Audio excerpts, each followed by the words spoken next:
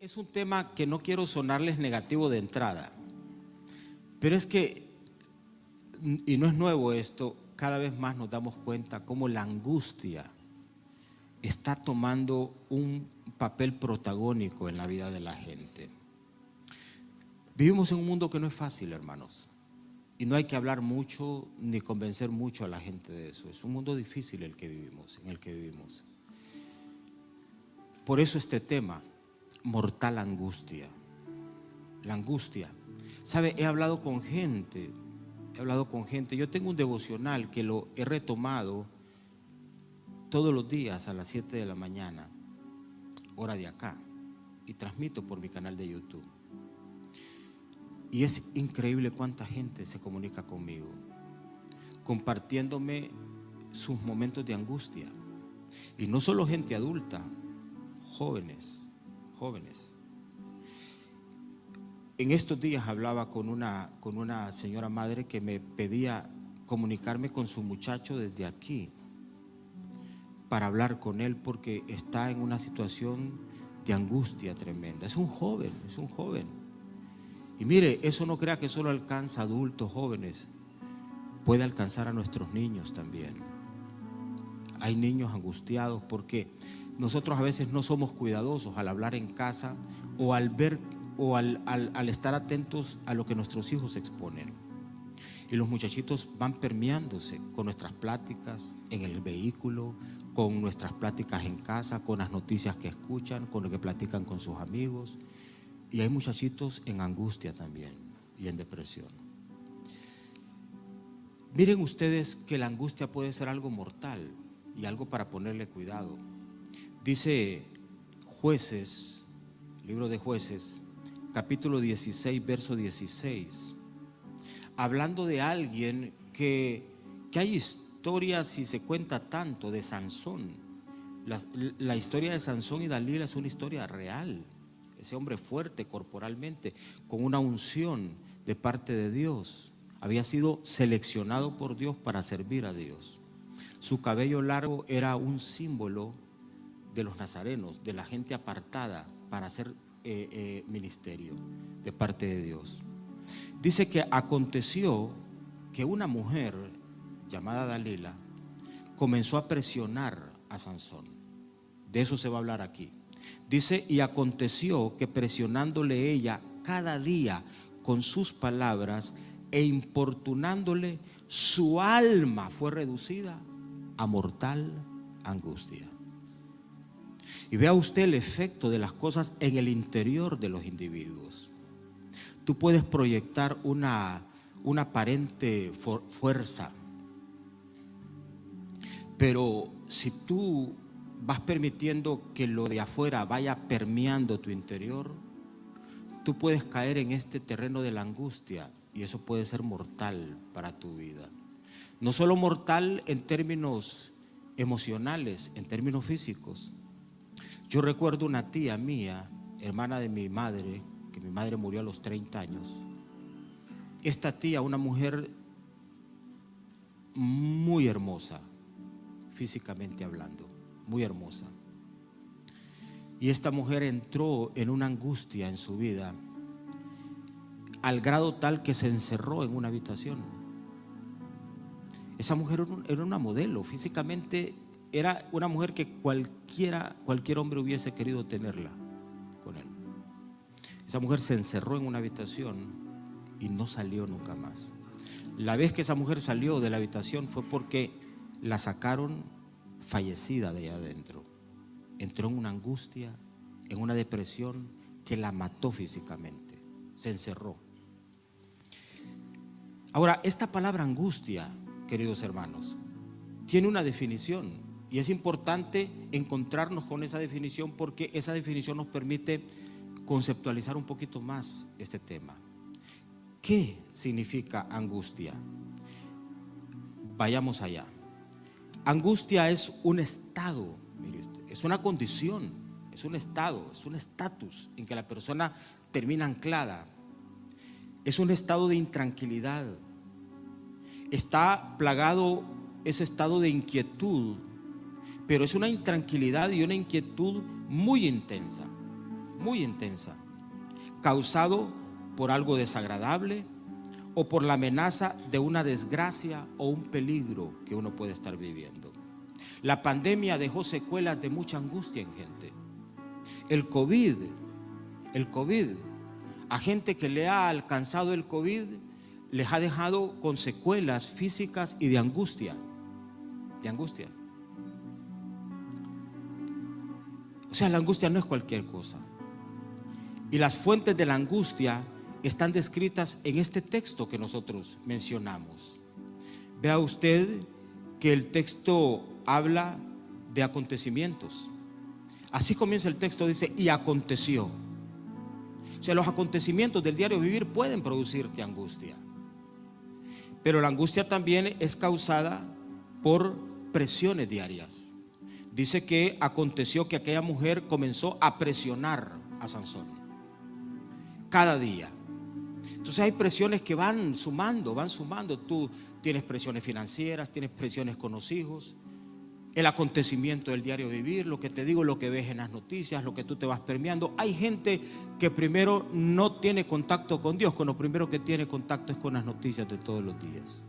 Salen angustiados a trabajar, viven angustiados. Pues la angustia es producida por acontecimientos, presiones diarias, mensajes que recibimos. Dice que aquella mujer aconteció que lo presionaba y lo presionaba todos los días. ¿Con qué? Con palabras. O sea, los mensajes que tú recibes, la descarga de mensajes pueden terminar angustiando tu vida. Tú puedes despachar a un hijo y quedarte en tu casa angustiado, pensando que ese muchachito o esa muchachita no vas a saber si vas a regresar. Van a regresar. Vea todo lo que pasa en Estados Unidos. Se habla de nuestros países allá, que son países inseguros. Hoy en día en Estados Unidos hay individuos que entran y lamentablemente privan de la vida a muchachitos y a muchachitas. Yo les digo, en nuestros países hay violencia, pero esos niveles de violencia no hay en nuestros países. Todavía no hemos visto a alguien entrar a una escuela y asesinar a los muchachitos. Hoy los padres de estos países aparentemente seguros despachan a sus hijos y quedan con la angustia, porque ven eso. Y es una realidad, no es una suposición, es una realidad de un cuadro de violencia desproporcionado y de inseguridad. Entonces, las palabras también, y las cargas que se van acumulando, todo eso entonces genera cuadros de angustia en las personas, que si no se manejan correctamente, eso puede ser algo mortal para tu vida, puede ser mortal. Ahora, tenemos que ir al corazón del mensaje y lo vamos a hacer a través de una puerta que vamos a abrir. Es la puerta de una pregunta: ¿cómo evitar caer en la angustia, que puede ser mortal? Porque la Biblia te habla del tema, pero la Biblia también te dice cómo manejar la angustia en forma apropiada. Y en primer lugar, es importante lo siguiente: recurrir, y cualquiera, y así lo pongo en mis apuntes, puede pensar que esto es simplista, recurrir a Dios. Pero no es tan simple eso, no es simplista, no es una medida simplista, no es algo que hacemos nosotros porque somos fanáticos religiosos. No, Dios no es cualquier cosa en la vida del ser humano. Y es que los seres humanos están cayendo en angustia precisamente porque le están dando la espalda a Dios. Por eso. Entonces, recurre a clamar a Dios. Esta no es una solución simplista, al contrario, es una respuesta de tu parte que desprende reacción divina. Cuando nosotros buscamos a Dios, se desprende de Dios una reacción, como la reacción del papá cuando su hijo le pide asistencia. Mire cómo es la reacción. Pienso en las mamás, la reacción de una mamá. Una mamá tiene la capacidad de distinguir la voz de su hijo. Pueden haber 100 niños. Si el niño de ella llora, ella distingue cuál es el de ella y va a reaccionar. Usted quiere ver a una mamá y a una mujer al poder, tóquele un hijo, ¿sí? Bueno, ¿quiere ver usted a Dios reaccionar? Que nos toquen a nosotros y que nosotros clamemos a Él y que nosotros le digamos: papá, me están pegando, papá, me están amenazando, papá. ¿Quiere ver a Dios usted actuar? Clame a Él. Clame a Él. Ese clamor no se queda en el vacío. Ese clamor desprende una reacción de Dios, que es una reacción del cielo. Tu angustia va a tener que encontrarse con Dios. Tus angustiadores van a tener que encontrarse con Dios, porque tu clamor tiene una reacción de Dios y del cielo. Y vean ustedes lo que dice el Salmo 18, 6 y 7, Nueva Traducción Viviente. Dice acá: pero en mi angustia, o sea que el tema no es nuevo. David está hablando acá. Dice: es mi angustia. Yo estoy viviendo un cuadro de angustia. Estoy siendo perseguido, tengo enemigos, hay alguien que me quiere matar, tengo situaciones por dentro que me están afectando. En mi angustia, dice David, ¿qué hice? Clamé al Señor. Diga conmigo: clamé al Señor. En mi angustia clamé al Señor. Sí, dice él. Sí. En mi angustia oré a mi Dios. Yo destaco eso, mi Dios. Porque tú tienes Dios, tú tienes Padre. Tú no eres un huérfano, tú no eres un accidente. Tú tienes Dios, un Dios que responde por ti. Y tú puedes hablar con Él, tú puedes clamar a Él, y Él va a reaccionar a tu clamor. Y vea usted si eso no es así, que dice que oró a Dios para pedirle ayuda. Y dice: Él me oyó desde su santuario. Queridos hermanos, Dios no es un Dios distante. Hay quienes piensan que Dios es una especie de anciano que está chochando en el cielo y que está Dios de alguna manera distante de nosotros. No, Dios está al control de todas las cosas. El brazo del Señor no se ha cortado. La presencia de Dios está allí como algo vital, como algo activo. Dios no es un anciano que no está al tanto. Dios está al tanto de todo lo que pasa en este mundo, y Dios está al tanto de todo lo que pasa en tu vida. Dios lo único que espera es que tú abras la boca para clamar a Él, para entonces Él reaccionar al clamor tuyo. David lo entendió, tú y yo debemos de entenderlo. Esto funcionó para David y funciona para nosotros hoy también. El Dios de David es nuestro Dios. El Dios que visitó a David es el Dios que nos visita a nosotros también. Amén, es el mismo Dios. Y entonces dice que él clamó, y el clamor de Dios, de él, llegó al santuario, llegó a sus oídos. Entonces, mire usted, como un resultado de David está angustiado. Piense usted en el cuadro. David se siente con miedos, David se siente con temores, pero él dice: yo tengo a mi alcance a Dios. Dios está a un paso de mí. Yo puedo orar, yo puedo clamar a Él, y entonces yo sé que Dios va a reaccionar. Y dice que cuando David hizo eso, verso 7, entonces la tierra se estremeció. La tierra se estremeció. Hubo una reacción del cielo. Él en el santuario, pero Dios presente en la tierra. La tierra se estremeció y tembló. Se sacudieron los cimientos de las montañas. Abrió los cielos y descendió. Abrió oscuras nubes de tormenta debajo de sus pies. Él extendió la mano desde el cielo y me rescató, me sacó de las aguas profundas de la angustia. Ese es Dios, no es el Dios distante. Es el Dios que puede venir a tu clamor. Es el Dios que puede partir la angustia en 1000 pedazos y liberarte. Es el Dios que tiene respuesta para ti. Es el Dios que tiene respuesta para el ser humano. Es el Dios que se hace presente en tu vida todos los días. Está al alcance de ti, no lo dudes.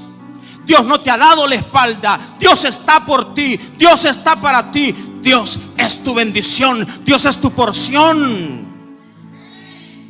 Y Él va a mover cualquier montaña que se oponga. Y Él va a hacer que truene lo que está a tu alrededor. Él va a hacer que tus enemigos se sometan a su voluntad y a su autoridad. Porque tú, mi hermano y mi hermana, le perteneces a Dios. Tú eres posesión de Dios. Tú eres hijo de Dios. Tú eres hija de Dios. y tu porción es la bendición del cielo. Yo me levanto todos los días no a ver qué pasa. Yo me levanto todos los días a conectarme con Dios. Dios conmigo, Dios a la par mía, Dios junto a mí, Dios dentro de mí, Dios en mi mente, Dios en mi boca, Dios en mis planes, Dios en mis pensamientos, Dios delante de mí, Dios arriba de mí, Dios abajo de mí, Dios conmigo cuando me acuesto, Dios conmigo cuando me levanto. El Dios del cielo va delante de mí. Eso es así. Y hay reacción. La oración no es pérdida de tiempo, no son palabras que tú botas, no es que es un creyente tonto, indefenso, no. La oración tiene un poder y una reacción del cielo. Cuando tú oras por tu vida, cuando tú le pones a Dios tu angustia, Él viene y arranca de raíz cualquier cosa, porque Dios está por ti, no lo olvides nunca.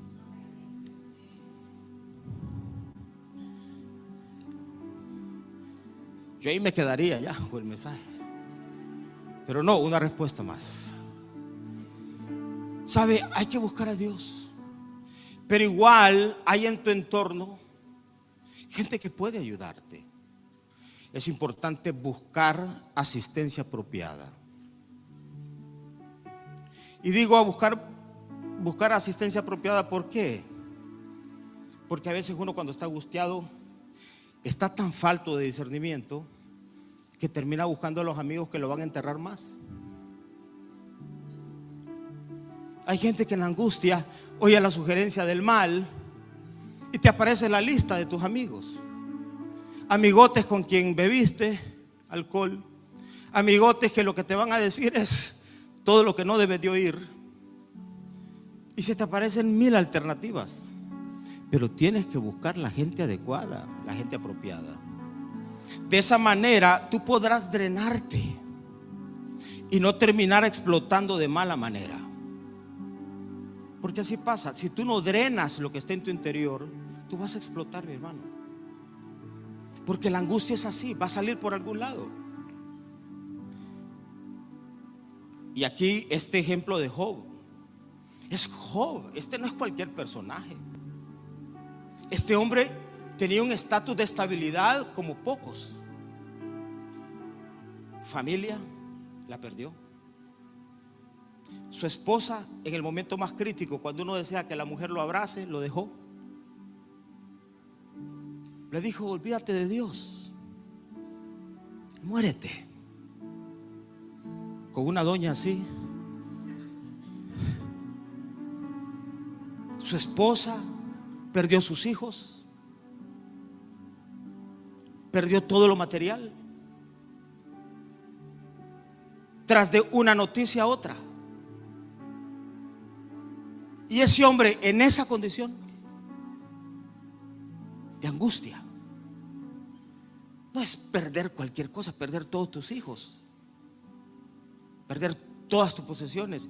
Ese hombre dice acá: no puedo evitar hablar.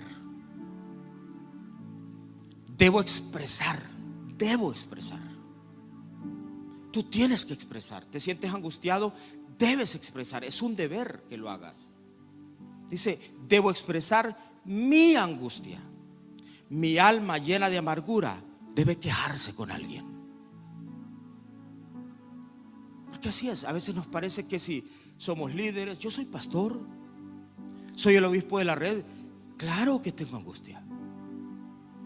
Y claro que necesito hablar con alguien para compartir. Porque eso, si se deja adentro, hermano, te va a afectar. Y tienes que buscar a la gente indicada para que tú le hables. Eso no te va a hacer menos creyente. No, te va a decir que eres tan ser humano como cualquier otro. Jesús, en el momento más difícil, se llevó a uno de sus discípulos y les dijo: mi alma está angustiada hasta la muerte. Jesús lo hizo. Pudo exponerles, pero eso no te lo tienes que decir a tus hijos. Si tú agarras a un muchachito y le dices: mira, mijito, mi alma está angustiada hasta la muerte, y comienzas a llorar con él, tú lo entierras a él. Tú no puedes venir y decirle a cualquier persona eso. Tú tienes que buscar la gente adecuada y vas a drenar tu vida, porque de lo contrario, eso si no, vas a terminar saliendo en amargura, en malas palabras, en enojo, en pleitos en la casa, porque tú no lo has drenado.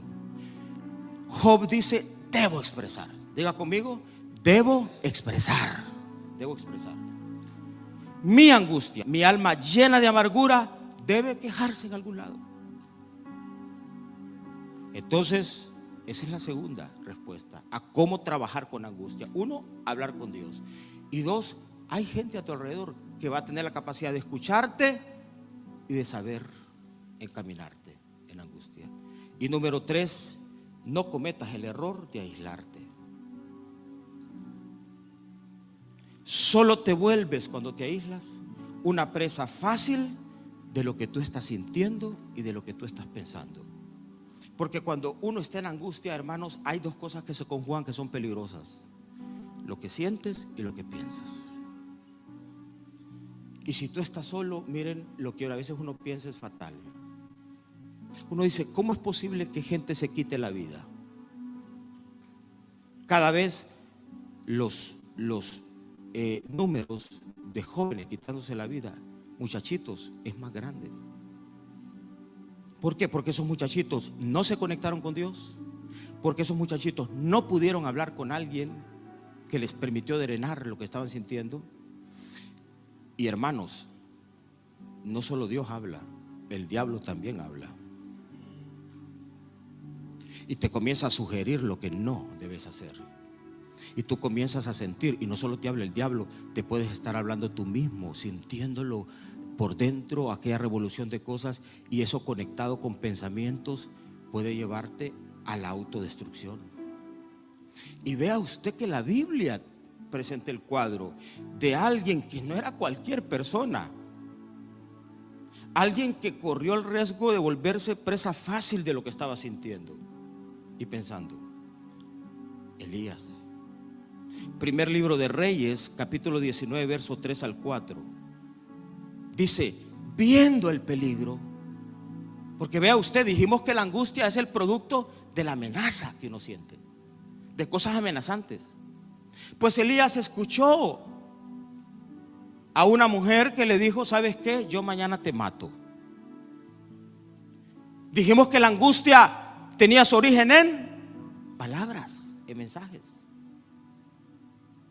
Y dice que Elías vio el peligro, se levantó, pero no lo hizo en forma apropiada, dice, y se fue para salvar su vida. Y vea usted que hay cosas que uno de repente piensa que lo van a salvar, que más bien lo pueden enterrar. Dice él, dice el texto, se fue para salvar su vida y vino a Berseba, que está en Judá. Y no iba solo en ese momento Elías, porque dice que dejó allá a su criado, es decir, iba con alguien. Pero estaba sintiéndose tan mal Elías, sentía tanta angustia por aquellas palabras, lo permeó por dentro tanto la sensación de peligro, que dejó a quien pudo haberle asistido y que estaba para asistirle, su propio criado. Y dice que dejó allí a su criado y él se fue. Él se fue por el desierto. Hermanos, el desierto es figura del aislamiento, de la soledad. Él ni siquiera se está conectando con Dios. Él deja de conectarse con gente a su alrededor y opta por una ruta peligrosa. Esta semana leía cómo 2 hermanos murieron abrazados en el desierto, tratando de cruzar para llegar hasta acá. La persona que les prometió traerlos acá los dejó, los abandonó. Y estos 2 hermanos se abrazaron en el desierto. ¿Qué sintieron ahí? No sé qué pensaban allí. Se abrazaron el uno al otro, se tenían solo el uno al otro y murieron en el desierto. Optaron por el camino del desierto, pensando que ese camino les podría traer algo. Una decisión que los puso en el lugar de la muerte. Elías se va por el desierto, camina un día y vino, y note usted, se sentó debajo de un enebro. Se sentó, es que se paralizó. La angustia lo paralizó. El miedo lo paralizó. Porque es que la angustia es mortal. La angustia te puede paralizar, te puede deprimir, te puede dejar en casa, te puede volver inactivo. Ese se sentó fue la acción lapidaria más grande de Elías. Se sentó debajo de un enebro y entonces comenzó a trabajar en él lo que ya les dije: sus pensamientos, sus sentimientos comenzaron a hablarle. Se sentó allí no para descansar, se sentó allí no para hablar con Dios, se sentó ahí para pensar y sentir. ¿Y qué sintió ese hombre? Se sintió deseando morirse. Sintió el deseo de morir. Sus pensamientos le decían: tú no eres nadie. ¿Qué haces aquí? ¿Dónde está Dios? ¿Dónde está tu familia? ¿Dónde están tus amigos? Y comenzó a desear lo que quizá Elías no deseaba un rato atrás. Si un rato atrás Elías estaba humillando literalmente a los profetas de Baal, Elías estaba literalmente en las alturas, pero luego, como cualquier ser humano, estaba allí en una condición de angustia. Y dice que deseó morirse. E hizo esta oración. Porque cuando nosotros sentimos mal y pensamos mal, pedimos mal. Aún a Dios. Aún a Dios. Y le dijo a Dios: basta ya. Oh Jehová, quítame la vida, pues no soy yo mejor que mis padres. Un hombre sintiéndose basura, miserable, comienza a orar en forma equivocada y a pedirle a Dios lo que no le debe pedir.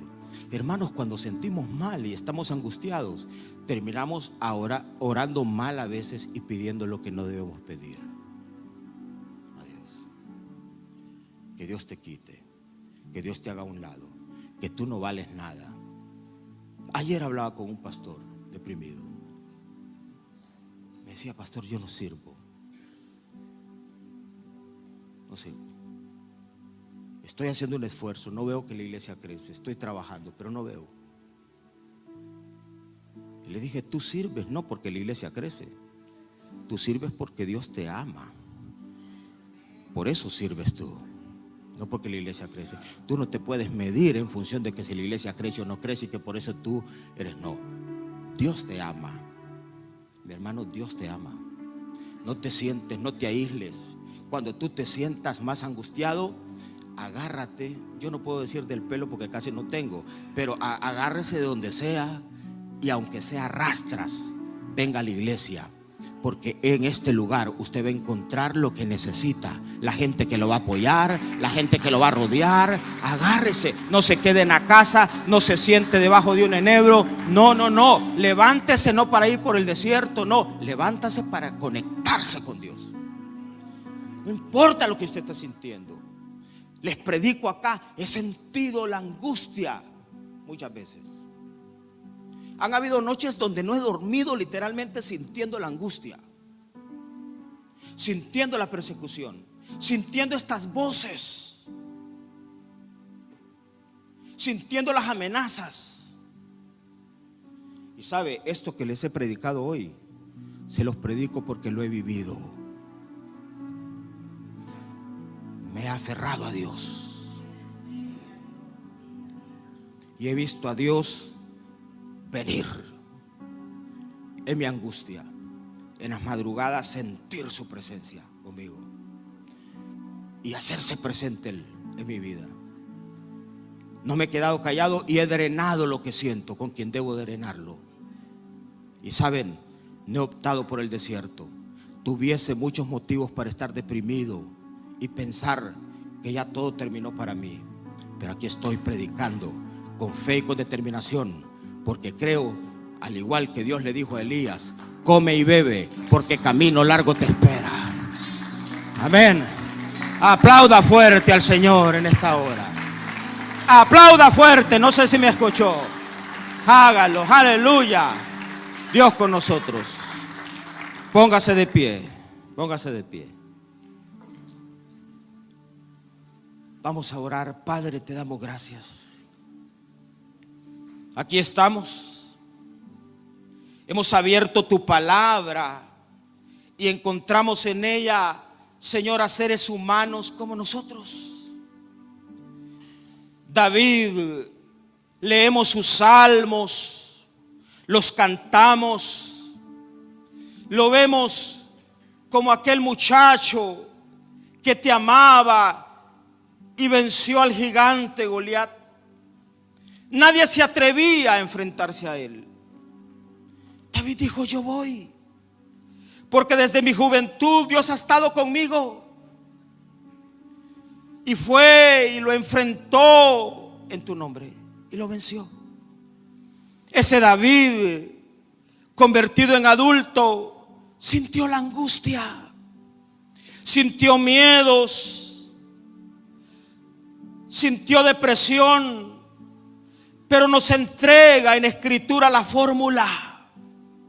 La fórmula para enfrentar nuestra angustia es conectarnos contigo, es clamar a ti. Dios, no permitas que inauguremos un día o lo cerremos sin clamar a ti. Y lo hemos visto en tu palabra, ese clamor nuestro desprende una reacción del cielo que se hace presente en nuestra vida. Dios no está distante, ni tampoco Dios se muestra distinto frente a nuestra angustia. Dios es el mismo, permanece fiel. Hermano, arranca de tu cabeza la idea de que cuando estás angustiado Dios te da la espalda. No, al contrario, Dios te entiende. Por eso Dios se hizo hombre, se hizo carne, tomó la forma nuestra. Jesús sintió la angustia antes de ir a la cruz para entendernos. Él te entiende perfectamente. Habla con Dios con confianza, dile lo que sientes. Que tu primer contacto cada día sea con Dios. Habla con Él y vas a ver cómo Dios viene para hacerse presente en tu vida. Cuando sientas la angustia, conéctate con la gente que puede ayudarte, que puede darte un consejo, con quien tú puedes drenarte sin que esa gente se sorprenda o te vea como alguien extraño y te pueda dar una ruta de salida. Y cuando estés en angustia, cancela todo pensamiento y toda idea y todo sentimiento que te dirija a aislarte y a ir por el desierto. Tú no eres un chacal para vivir en el desierto. Tú no eres una especie de bestia para vivir en el desierto. Tú eres un hijo de Dios y Él ha prometido ser tu pastor en medio de la angustia. El salmista dijo: Jehová es mi pastor y nada me faltará. Él no me va a dirigir al desierto, Él me va a dirigir a lugares de delicados pastos, porque yo soy su oveja. Él es mi pastor. Lo mío es comer de lo que Dios tiene para mí. En medio de la angustia, deja que tu buen pastor te visite. Que tu buen pastor te lleve a lugares de delicados pastos. Almas angustiadas, descansen en esta hora. Vengan a los lugares delicados, a los pastos que el Señor tiene preparados. Que ahí el Señor te haga descansar, mi hermano. Deja tu angustia en las manos de Dios. Deja tus hijos en las manos de Dios. Deja todo aquello que te angustia en las manos de Dios. Él es tu pastor y Él te dirige a esos lugares de delicados pastos. Te hace descansar. Él prepara mesa delante de ti en presencia de tus angustiadores. Tu copa está rebosando en esta hora. El bien y la misericordia del Señor te seguirán todos los días de tu vida. Y en la casa del Señor, allí en la casa del Señor morarás, vivirás, permanecerás por largos días. Bendito Dios. Yo digo amén a eso.